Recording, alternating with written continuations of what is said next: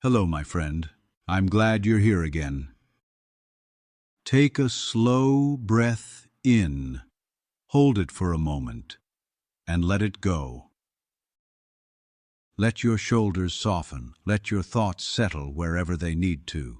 This is your space, a small pause between all the noise, a quiet return.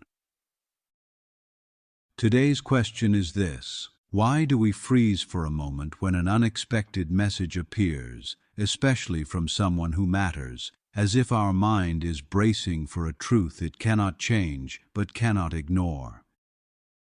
It's strange, isn't it, how a simple notification, a small vibration in the palm of your hand, can suddenly turn the whole world silent. Your breath catches. Your heart pauses just for a beat. Your thoughts scramble before they organize. It's as if time folds in on itself, creating a brief stillness, a space where anticipation and fear and curiosity all live together. Why does such a tiny moment feel so enormous? Let's step into this gently, my friend. There's something deeply human inside this reaction, something about memory, longing, uncertainty, and the complicated way we hold people inside us. You most likely know the feeling. You're going about your day, walking, working, washing dishes, half listening to music, when your phone lights up unexpectedly. You glance at the screen and see a name that doesn't belong in this moment, a name that once belonged to another chapter of your life, or a name tied to a conversation that still lives inside your chest, or simply a name that can change something in you with one sentence. In that instant, you go still, not because you want to, because your mind needs a moment to catch up with the sudden shift. It's not the message that freezes you, it's the meaning you attach to the sender. This moment often pulls something old forward, a memory or a wound or a hope or a question you thought you buried. Before you even read the words, your body reacts. A quiet shock moves through you, as if some part of your mind has already guessed that whatever is inside that message will touch something delicate. It's not fear exactly, more like emotional recognition. Your mind knows this person holds a story in your life, and stories, they demand attention. The mind works faster than emotion. In the fraction of a second before you read the message, your brain flashes through possibilities. Is this good or bad? Is something wrong? What do they want? Why now? What changed? Did I do something? Is this the message I've been waiting for, or the message I've been dreading?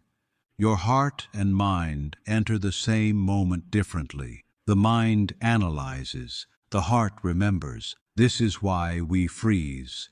The heart pauses to feel, the mind pauses to predict, and the body pauses to protect. That momentary stun is the mind creating a small emotional buffer before letting reality in, and maybe that explains part of it, but not all of it. Sometimes the freeze comes from something deeper, the knowledge that whatever is written in that message cannot be undone, cannot be unheard, cannot be unseen. Words, once sent, are irreversible, and your mind knows this. It knows that the moment you read the message, something might shift inside you, something you cannot take back. The freeze is a kind of quiet courage, a pause before the reveal, a gathering of strength before the truth is allowed to enter. But there is another part of this that often goes unspoken. Unexpected messages collapse time. Someone you haven't heard from in years reaches out, and suddenly it feels like the past is touching your present. An old friend sends a sentence, and suddenly you're not the person you were 5 minutes ago.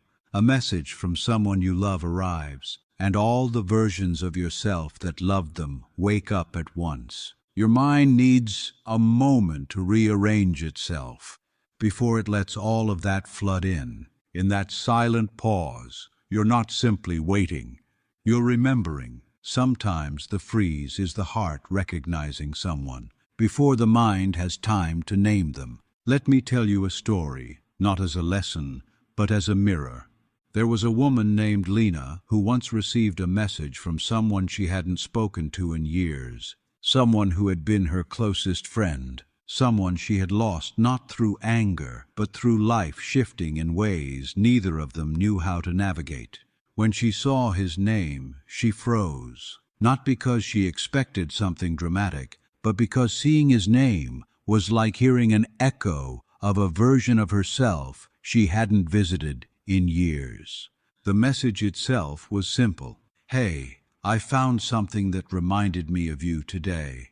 But her heart reacted long before her eyes reached the words. She later said, "I didn't freeze because of the message. I froze because all the versions of me who once loved that friendship came rushing back in a single breath." That's what unexpected messages do.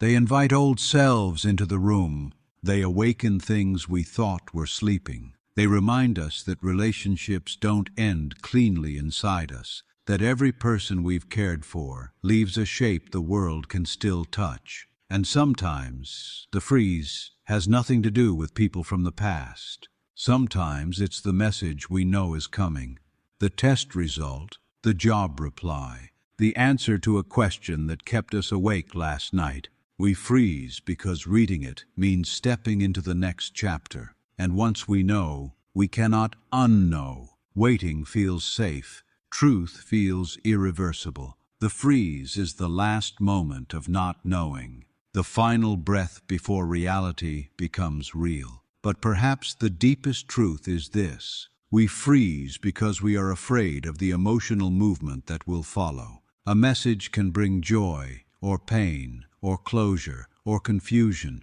It can reopen wounds or soften them. It can give us what we longed for, or take away what we hoped for. We don't freeze because of fear alone. We freeze because of meaning, because this person matters, because this truth matters, because our hearts remember more than we admit.